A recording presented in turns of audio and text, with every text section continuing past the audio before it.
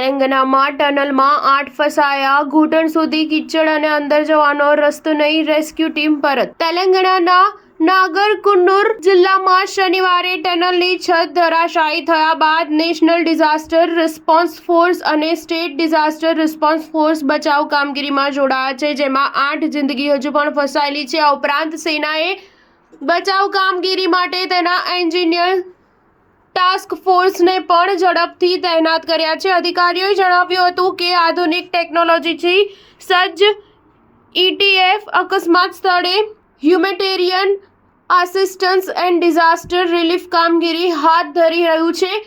આ દુર્ઘટના અંગે તેલંગાણાના સિંચાઈ મંત્રી એન ઉત્તમકુમાર રેડ્ડીએ જણાવ્યું હતું કે રાજ્ય સરકાર નિષ્ણાતોની મદદ લઈ રહી છે, જેમાં ગયા વર્ષે ઉત્તરાખંડમાં આવી જ ઘટનામાં ફસાયેલા કામદારોને બચાવનારાનો પણ સમાવેશ થાય છે. આ ઉપરાંત સરકાર સેના અને નેશનલ ડિઝાસ્ટર રિસ્પોન્સ ફોર્સની પણ મદદ લઈ રહી છે. ફસાયેલા લોકોમાં 2 એન્જિનિયર અને 2 ઓપરેટર છે. બીજા 4 મજૂરો છે.